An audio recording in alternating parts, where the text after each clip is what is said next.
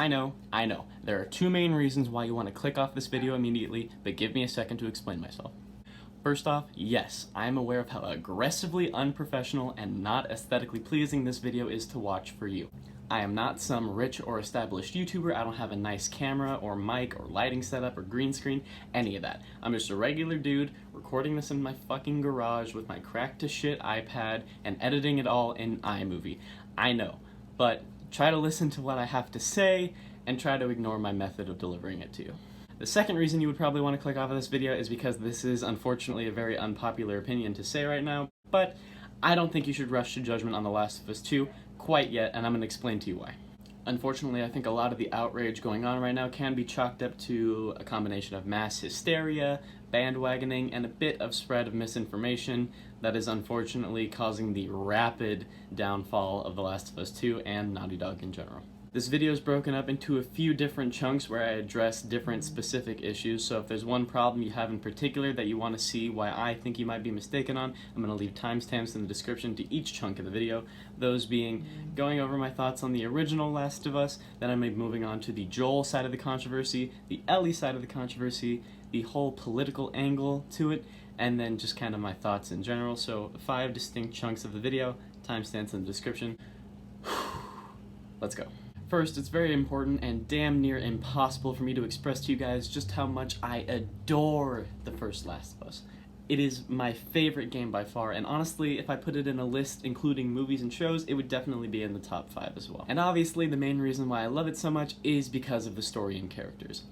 The gameplay in The Last of Us is great, don't get me wrong, but I don't think that's hardly anybody's favorite part of it. The story of Joel and Ellie is what kept us all there, and it's one of the best told stories in any medium with 2 of the best characters of all time in one of the greatest character relationships of all time. So with that being said, it's not hard to see why these leaks would piss a lot of fans of the original game off, initially. Reading what's been done to these characters may initially seem like a betrayal, but that's just the problem. We read the choices Naughty Dog made instead of experiencing them. What I just said and what I'm about to say might be kind of a buzzword to a lot of people who have been on, Twitter or YouTube kind of talking trash, and then maybe some fanboy who might be in denial keeps kind of throwing this word around, but I don't think any of you truly understand what I mean. Context is essential. When I say context, I don't mean knowing the vague outline and plot or the summary of the plot before and after a certain event happens. That is not context. And currently, that's all we have is an outline.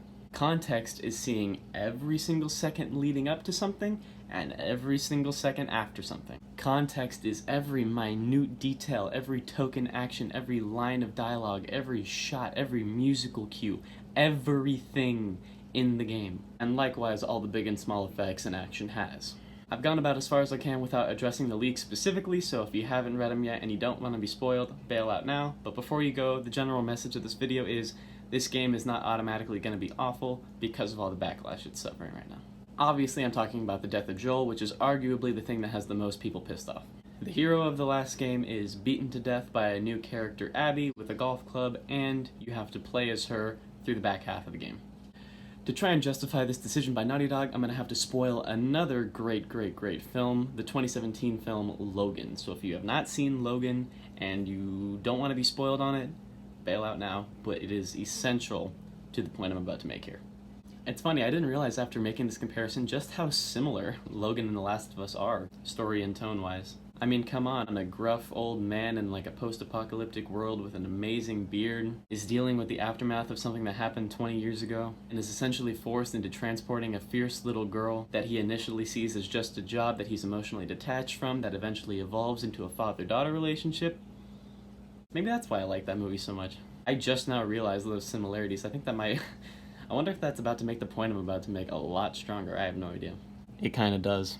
I want you to picture this. Imagine a month before Logan released, the entire plot was leaked, and you saw, in bullet point form, Professor X, one of the most beloved characters of the 17-year-old franchise, stabbed in the chest by a clone of Wolverine halfway through the movie. Maybe they even showed you the scene of him getting stabbed.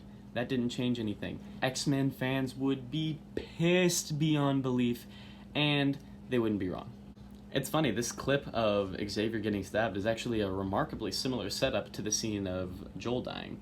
With the defenseless Xavier being a stand-in for Joel, the vengeful and emotionless X-24 being a stand-in for Abby, and the panicked and wailing Ellie Joel, fucking get up! being the panicked and wailing Logan. Joel! Now, if that had happened and you were to read the rest of the plot in text form, it doesn't seem like Professor X's death had all that much meaning or effect on the plot, besides the fact that he's just not there for the rest of the movie. But this would be a giant mistake to think without seeing the film. The reason and impact for Xavier's death is not something that can be condensed into one little bullet point or one little clip. It's an emotional undercurrent that permeates through the entire back half of the film without being explicitly mentioned ever again. It's a character decision that's meant to evoke a very specific emotional reaction that cannot be translated into simply a bullet point. You cannot judge Xavier's seemingly unceremonious death, when it's really not, without experiencing the whole film as it was meant to be experienced, and I believe the same can be said for Joel. What I think people wanted for Joel is this. Imagine if same thing happened 1 month before Logan Ellie, and they saw Logan's death. Now, Logan's death, unlike Xavier's, has both plot and emotional resonance. He dies protecting Laura, that is a plot reason, as well as an emotional reason, and all of the emotional baggage of this extremely, brutal and sad event is condensed into the very end of the film when you compare it to Xavier's, which is spread out over an hour of runtime. I think people were expecting more of a Logan death for Joel with instantly understandable emotional application, and I think what we might have gotten instead is an Xavier-style death where his death is more of an undercurrent rather than some big punch in the face. And this is why Naughty Dog keeps saying that the leaks don't compare to playing the full game. Whether these choices pay off or not, they're right. You can't judge these choices without playing it. I have a lot less to say about Ellie, so I'll make this pretty quick. Basically, people are mad because it looks like you have to fight her as Abby, seemingly making it seem like she's being retconned into a villain. She's not. At least I'm pretty sure she's not.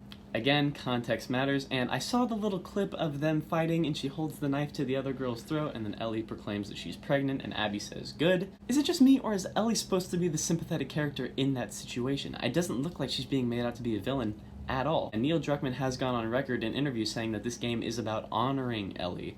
And I believe him. I think he loves this character too much to just retcon her into a villain like that. Same can be said for Joel. Apparently people think he got retconned into a villain too. No one out here is a straight hero or a straight villain. This world is all about shades of gray. I don't really know where people got this whole villain idea, so let's just move on. I think the single biggest product of mass hysteria and misinformation surrounding this game has been the whole political left SJW kind of shitstorm surrounding it. People are viewing this game as if it's just some big SJW propaganda piece, which I don't think to be true at all. Or at the very least, not quite to the degree that people are making it out to be, so let's play a little true or false. Is Naughty Dog a left-leaning, trans-friendly, gay-friendly, liberal, progressive-style company? Yes they are. They post pictures of them celebrating, trans rights and Women's Day. There are some videos of interviews where the red Naughty Dog paw in the middle of their logo was rainbow because, gay.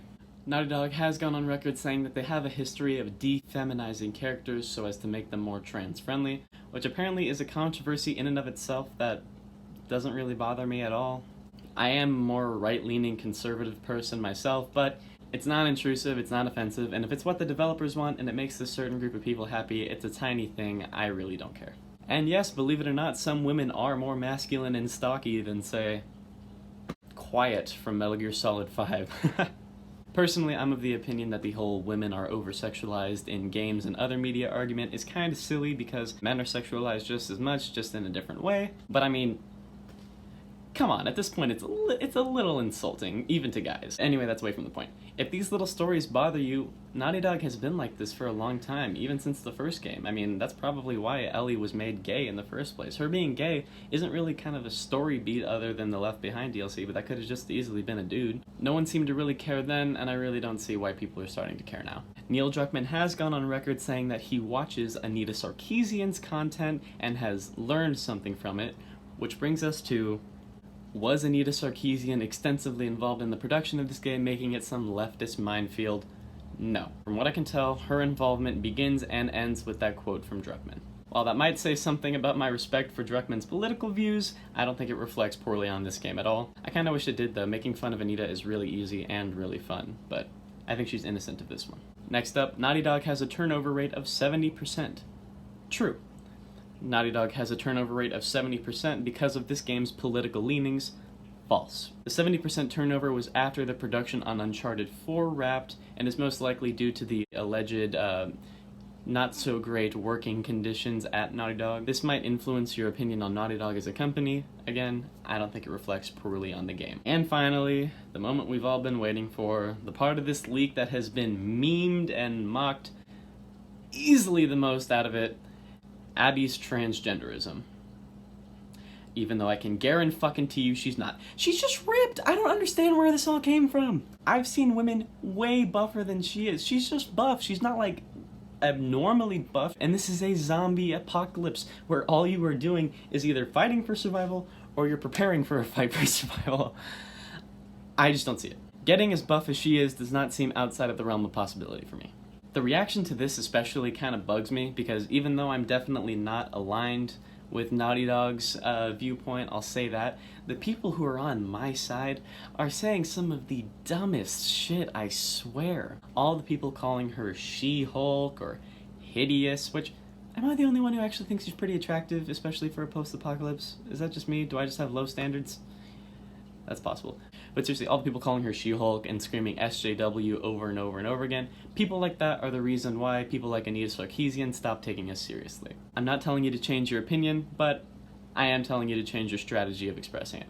But, back to the point, I don't think she's trans for a number of reasons. One, it doesn't really fit into this whole post-apocalyptic world. At the very least, she's not surgically trans. Maybe they might try to say that she's, in her head she wants to be trans, but she's not fully trans yet. But at the very least, she's not surgically trans. Also, she's performed by a female actress. I think if Naughty Dog was as progressive a studio as people are claiming they are right now, they would have cast an actual trans actress. If Abby does end up being trans, and they cast a female to play her, everyone's gonna be pissed at them. We're gonna be pissed at them for putting a transgender into the game, and people on the left are gonna be pissed at them for casting a female actress. Nobody wins if they do that, they just shot themselves in the foot.